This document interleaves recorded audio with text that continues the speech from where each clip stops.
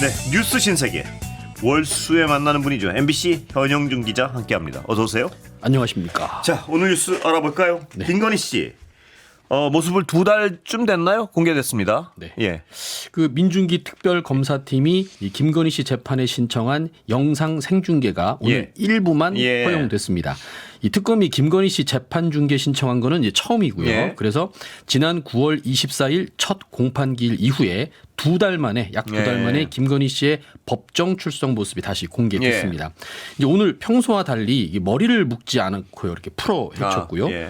검은색 사복 차림에 안경 그리고 흰색 마스크를 쓰고 법정에 나왔습니다. 겉옷 왼쪽에는 이제 수용 번호죠. 4398 이렇게 배지를 달고 있었습니다. 예. 다만 이제 오늘 재판 영상 생중계는 서증 조사 네. 직전까지만 부분적으로 허용이 예. 됐습니다. 짧았습니다. 김건희 씨가 법정에서 이제 신문을 받거나 답변하는 그런 얘기들은 이제 녹화가 되지 않았고요. 아, 그 모습이 방송되지 않습니다. 궁금한데요. 그건 네. 아직 안 보이는군요. 그렇습니다. 짧게 모습만 볼 수 예. 있었습니다. 그런데 이제 영상에는 촬영되지 않았지만은 이 김건희 씨가 재판 도중에 예. 건강 이상을 이제 호소하면서 퇴정을 요구했다고 예. 합니다. 이제 오후 재판에서 이 서중 조사가 진행되던 중에 이 피고인이 오늘 출정할 때도 어지러워서 몇 번 넘어졌다고 한다. 네. 지금 피고인의 상태가 안 좋은 것 같은데 돌려보내면 어떻겠냐 네. 이렇게 김건희 씨 변호사 측에서 예. 얘기를 했고요. 이 재판부가 그렇다면 피고인이 누워서 대기할 수 있는 곳이 있는지 확인한 뒤 알아보겠다 하고 예. 퇴정 대신에 대기를 명령했습니다. 예, 보내지는 않았군요. 교도로. 그렇습니다. 예. 그래서 김건희 씨가 이제 휠체어 형태의 이제 들 것에 기대서 이제 구속 피고인 대기 장소 예. 이곳으로 이동을 했고 재판이 잠시 휴정됐다고 합니다. 예. 특검은 이제 다음 달 3일로 예상되는 이제 피고인 신문 절차, 질문을 예. 주고받고 하는 신문 절차 역시 중계를 신청을 했습니다. 이 재판부가 허가할지 여부는 지켜봐야 할 것 같습니다. 쥐기현 재판부 말고 다른 재판부는 그래도 대체로 어떤 상식선에서 법의 어떤 운용을 하는 것 같습니다. 그렇습니다. 보면. 이게 재판 네. 판사가 하는 대화의 내용도 예. 많이 다릅니다. 그렇습니다. 쥐기현 재판부는. 예. 네. 이걸 딱 지켜보면 그 내용을 지켜보면 좀 다르구나 하는 느낌이 딱 듭니다. 진지하고 엄숙하게 예. 진행이 됐습니다. 예. 네. 자, 김건희 씨 모친이요. 네네. 최은순 씨. 이것도 참 지방행정제 체납금이 네네. 1위라고요. 네. 과징금 25억 원을 내지 않았다고요. 근데 이제 체납도 예. 종목이 있더라고요. 아, 예? 운동처럼 종목이 네. 있습니다. 자, 이제 전직 대통령 부인 김건희 씨의 모친 예. 최은순 씨가 25억 원이 예. 넘는 과징금을 내지 않아서 예. 이제 개인 최고 체납자로 이름을 예. 올렸는데요. 이제 오늘 행안부가 오늘 이제 공개를 했습니다. 네. 전부 그 1만 621명의 체납자 명단을 공개했는데 예. 지방세 그다음에 개인 지방세, 법인 지방세 그리고 지방행정제재 부과금 체납자 이렇게 예. 세 분야로 나뉘어서 이제 예. 발표를 했는데 지방세 개인 최고 체납자는 이제 담배 소비세 340억 정도를 내지 않은 경기도 거주민 최모 씨라고 합니다. 이 사람은 예. 전자담배 수입업자로 알려졌어요. 아, 예. 네. 혼자 담배를 이렇게 많이 폈나 했는데 그건 그건 아니고요. 아니고요. 예. 또 이제 법인 중에서도 예. 지방세 최고 체납자가 역시 담배 소비세 209억 9천만 원을 내지 않은 이제 경기도의 A모 주식회사였습니다. 예. 이 회사도 전자담배 수입업체라고 합니다. 전자담배 네. 쪽에서 체납을 많이 했군요. 예. 이렇게 담배하고 상관없이 예. 최은순 씨는 예. 이제 지방행정제재 부과금 체납자 중에 예. 체납액 1위에 오른 아, 거죠. 예. 그래서 예. 이제 보면 부동산 실권리자 명의 등기법이라는 예. 법이 있는데 여기 위반을 해가지고 과징금 25억 5천만 원을 이제 부과를 했지만 예. 이걸 체납을 한 걸로 지금 확인되고 있습니다. 예. 25억 원. 맞습니다. 이거 낼 돈은 충분히 있는 분 같은데요. 예. 2021년 3월에 이 그 성남 중원구를 상대로 예. 해서 이 과징금 취소해달라 예. 부가처분 취소 소송을 제기했지만은 1심, 2심 대법원 전부 상소를 받아들이지 않아서 이 돈은 내야 됩니다. 어쩔 수 예. 없이. 이건 내게 돼 있는 거죠. 네. 분명한 건 이분이 여러 가지 어떤 범죄 관련 소득을 통해서 25억 이상은 가지고 있을 것 같아요. 아무리 봐도 여러 가지 보도 나오는 걸 보면. 그렇죠. 근데 안 내는군요. 예. 자, 한덕수 재판에 불출석 얘기했던 윤석열 씨가요. 네네. 나온 것 같습니다. 네, 예. 그렇습니다. 그러니까 그 한덕수 전 국무총리 내란 우두머리 방조 혐의의 이제 증인으로 예. 증인으로 출석하기로 돼 예. 있었는데요. 이제 이게 내란 관련 재판에 증인으로 나오는 것도 네. 처음입니다. 네. 근데 변호인단은 원래는 안 나온다 그랬습니다. 네, 예, 안 나온다 그렇습니다. 그랬다가 이 법 재판부가 네. 이 불출석 사유서를 보고 강제 처분 형태로 영장이 발부됐기 때문에 당사자 의사는 고려하지 않고 영장이 집행돼야 한다. 이렇게 경고를 했습니다. 경고를 했더니 단호하게 했더니 그러면 오후에 나오겠다 해서 지금 오후에 나왔습니다. 그 윤 전 대통령은 사실은 지난 12일이죠. 이때도 증인으로 소환됐다가 불출석 사유서를 또 내고 안 나왔어요. 그때도 과태료 500만 원을 부과해 버렸습니다. 재판부가. 그리고 그때도 구인영장을 발부했고요. 앞으로는 계속 나올 것 같습니다. 나와서 어떻게 했습니까? 아직까지 그거는 보도가 안 되고 있습니다. 아직 안 나왔군요. 예. 자, 김건희 씨 오빠 또 뭐 줄줄이 하느냐. 참 바쁩니다. 예, 바쁘네요. 장모부터 해가지고요. 본인 오빠 구속 심사요. 그렇습니다. 여기서 좀 특이한 얘기를 해서 화제가 된 것 같습니다. 맞습니다. 양평 공공지구 개발 특혜 의혹 이걸 받는 김건희. 잠시 그 소식 전에요. 윤석열 씨가 그 법정에서 지금 속보가 났던 것 같은데요. 한덕수 재판정에서요. 계엄 선포 전에 재고를 요청했었다. 한덕수 총리가 이런 기사가 있습니다. 예. 그러니까 무슨 얘기냐면 한덕수 당시 국무총리가요. 이 계엄에 대해서 서로 의견을 교환했고 한덕수 측은 재고를 요청했다. 한덕수 측의 어떤 편을 좀 들어준 것 같은데요. 보니까. 예. 그리고 다른 장관들도 계엄에 반대하는 취지로 얘기했다. 뭐 이런 그러니까 자신이 데리고 있던 국무위원들의 책임을 약간 옹호한 듯한 뭐 그런 발언을 좀 했군요. 심경에 큰 변화가 있는 것처럼 느껴집니다. 이런 발언은 자기한테는 불리한 얘기 아닌가요? 이게 어떤 취지에서 이랬는지 한번 더 분석을 해봐야 될 것 같습니다. 그런데 김명현 전 장관이요. 언론사 등에 병력을 보내려 했지만 이건 또 자기가 반대했다고. 이 책임은 김용현 전 장관한테 떠넘겼습니다. 그러네요. 여러 가지 어떤 변론의 계기가 있는 것 같은데 분석이 되는 대로 자세히 전해드리겠습니다. 자, 김건희 오빠 구속 심사 어떻게 됐습니까? 양평 공흥지구 개발 특혜 의혹을 받고 있죠. 김건희 오빠 김진우 씨 이 구속 여부를 가른 법원 심사가 오늘 오전에 열렸고요. 이제 오늘 밤 늦게쯤에 결과가 나올 예정입니다. 그 특검팀은 이제 이날 심사에서 이 김진우 씨가 아파트 개발 사업하면서 그 개발 부담금을 내야 되는데 이거를 안 내려고 서류를 조작했다. 이 혐의 입증에 주력했습니다. 그리고 이제 김건희 씨가 김상민 전 부장검사한테 받은 그림, 이우한 화백 그림, 또 이배용 전 국가교육위원장한테서 받은 금거북이 뭐 이런 것들을 다 숨겨놨었지 않습니까? 장모 자택에. 이것도 이제 그 문제를 삼고 있죠. 그런데 이걸 변론하면서 김진우 씨가 자기가 이런 말을 했다고 합니다. 김건희 씨, 자기 여동생이죠. 김건희 씨가 평소에 감사 선물을 자주 받기 때문에 금거북이를 일가 자택에 둔 게 잘못인 줄을 몰랐다. 이런 주장을 했다는 겁니다. 그러니까 선물을 워낙 많이 받아서 이게 잘못인 줄 몰랐다. 이 얘기를 뒤집어 얘기하면 금거북이 정도는 뭐 수시로 받기 때문에 어디 두는 게 무슨 문제가 되는지 몰랐다. 이 얘기로 해서 가능한데요. 무감각한 거죠. 선물에 대해서. 그런 얘기를 했습니다. 그리고 또 이우한 화백 그림은 잠시 맡아줬던 것뿐이지 증거인멸 목적으로 숨겼던 건 아니다. 이렇게 강조를 했고요. 여기서 최후 진술을 했는데 김건희, 윤석열 전 대통령과 저와의 관계 때문에 편견을 갖지 말고 가족관계라는 편견을 갖지 말고 사안을 정확히 판단해달라 이렇게 호소한 걸로 파악이 됐습니다. 그런데 특히 이제 양평 공공지구 요 개발 건은 여기서 멈추지 않고 현직 국민의힘 김선교 의원, 그러니까 당시에 양평 군수였거든요. 이 김선교 의원도 연루가 돼 있어서 사실은 다음 주 26일에 소환 조사를 받을 예정입니다. 자, 론스타 소송이요. 한국 정부가 승소했습니다. 13년 만에. 맞습니다. 어제 저녁 늦게 이제 김민석 국무총리가 긴급 브리핑을 열었습니다. 이제 미국계 사모펀드죠. 론스타와 13년 동안 벌려왔던 투자자 국가 간 소송, 즉 ISD에서 우리 정부가 완승을 거뒀다 이렇게 발표를 했습니다. 간단히 정리를 하면요. 론스타가 외환은행을 매각하는 과정에서 한국 정부가 승인을 늦게 해줬다. 매각 승인을 늦게 해줘가지고 제값을 못 받았다. 이렇게 소송을 건 겁니다. 세계은행 산하 국제투자분쟁 해결센터 ICSID에다 걸었는데 이게 2012년 일입니다. 그리고 이제 오랜 법정 다툼 끝에 10년 만인 2022년에 어떤 판결이 나왔냐. 한국 정부한테 2억 1,650만 달러를 배상해라. 이자까지 추가로 물어줘라. 이런 판결이 나왔습니다. 이게 당시 환율로만 따져도 한 4천억 원 정도 되는 금액이었고요. 우리가 이 판결에 불복해서 취소 신청을 했습니다. 이게 재작년 2023년입니다. 그래서 이번 승소로 우리 정부로서는 약 4천억 원을 안 물어줘도 되는 상황이고요. 여기서 더 나가서 패소자 비용 부담 원칙이라는 게 있습니다. 예. 이 국제투자분쟁 해결센터가 한국 정부가 냈던 소송 비용까지 론스타 그렇군요. 니네가 부담해라. 그것도 30일 안에. 예. 그래서 이런 명령도 내려서 73억 원을 예. 돌려받게 됐습니다. 그래서 우리 정부는 이번 결정으로 2022년 8월에 나왔던 그 ICSID의 판정은 아예 무효가 됐다. 우리 4천억 원 배상을 하는 건 예. 무효가 됐다. 이렇게 보고 있습니다. 예. 그럼 우리가 이제 어떻게 이긴 거냐? 그렇습니다. 그 정홍식 법무부 국제법무국장 네. 설명인데요.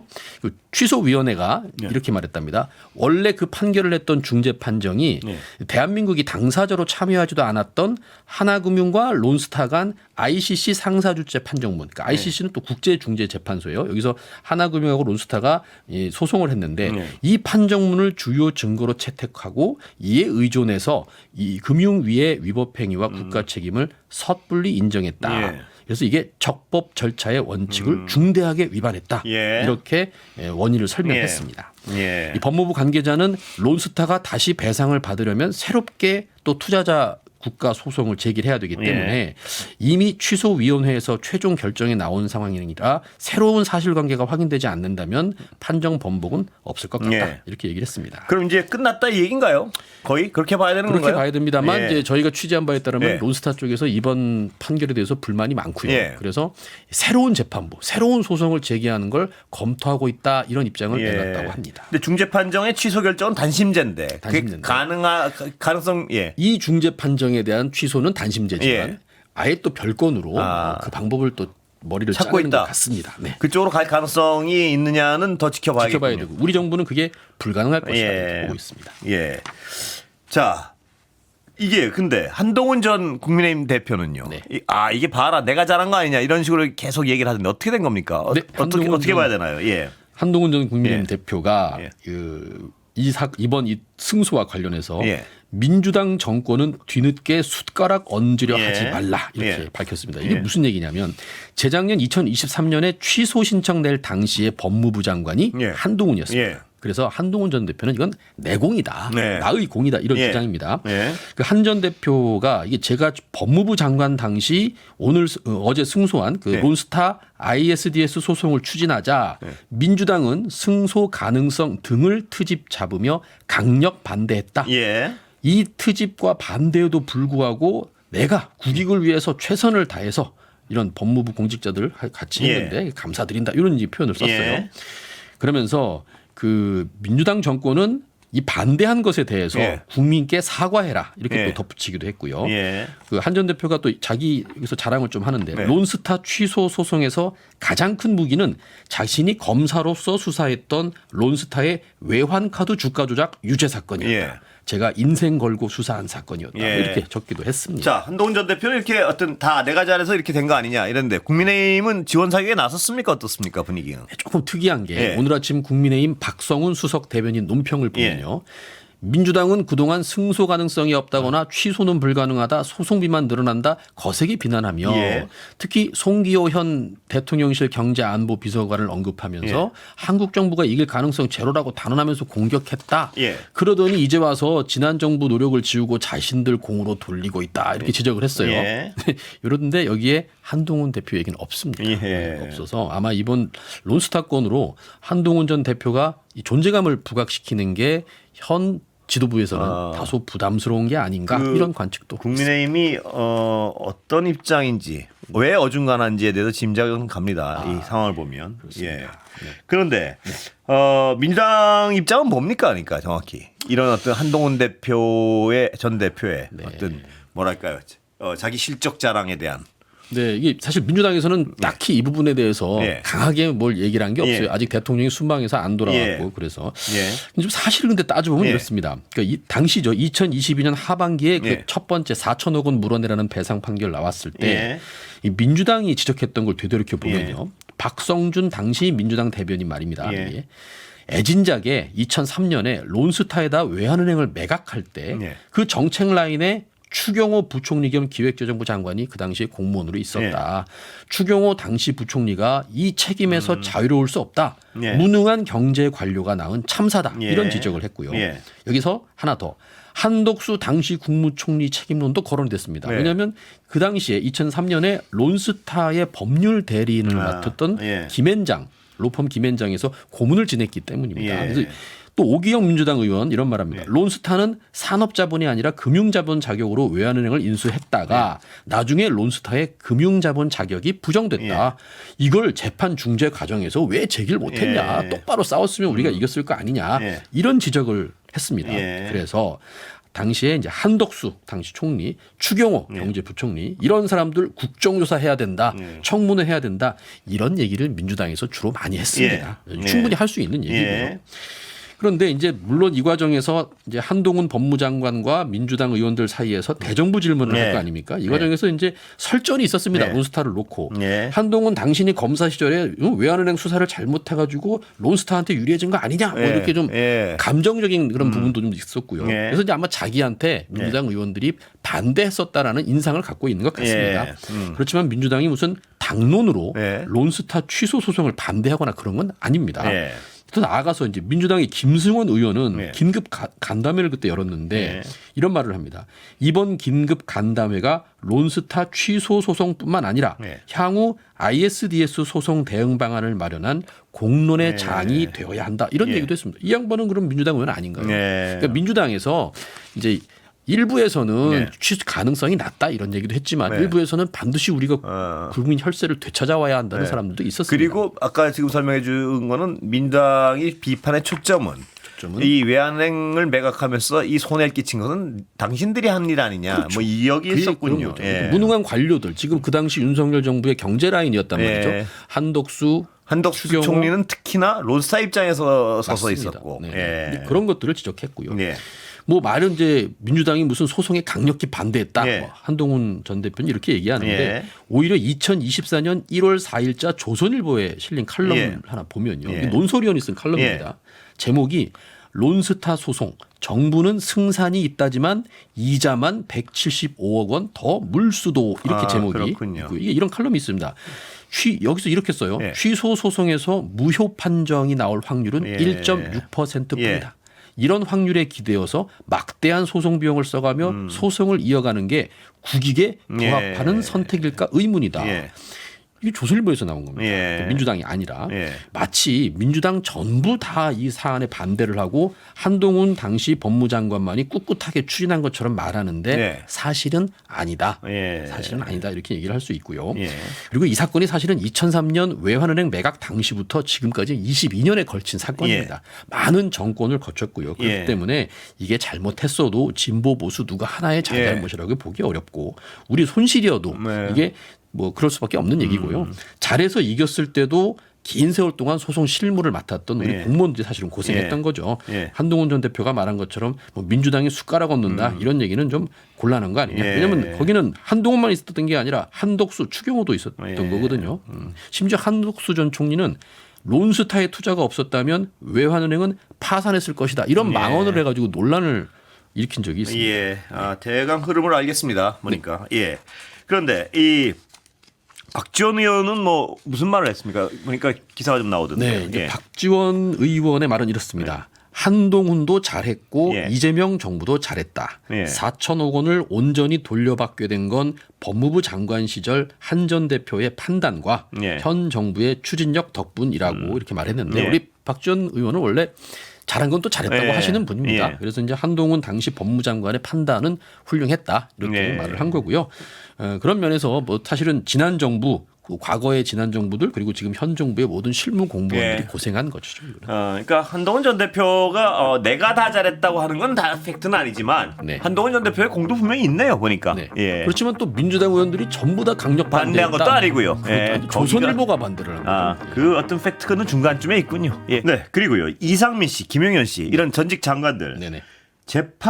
재판부에서 증인 선서 거부해가지고 문제가 많은 것 같습니다. 보니까. 그러니까 한독수 재판에 나온 겁니다. 그러니까 12.3 비상계엄 그 가담 혐의로 이제 한독수 전 국무총리 재판에 증인으로 둘 다 나온 건데요.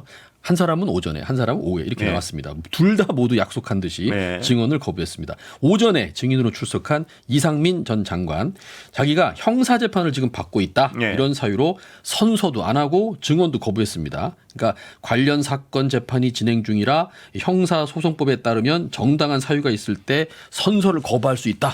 저는 선서하지 않겠다. 그러면서 판사 출신이니까요.